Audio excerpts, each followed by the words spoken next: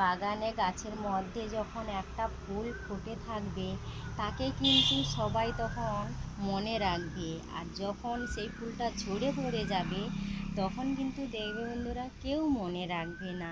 Same আমাদের ক্ষেত্রেও আমরা যখন মানুষকে 10 দিন ভালোবাসা দেব, একদিন যখন দিতে পারবো না তখন সেম কিন্তু আমাদেরকে সে ভুলে যাবে। তাই না বন্ধুরা, পজিটিভ ব্যাপার না?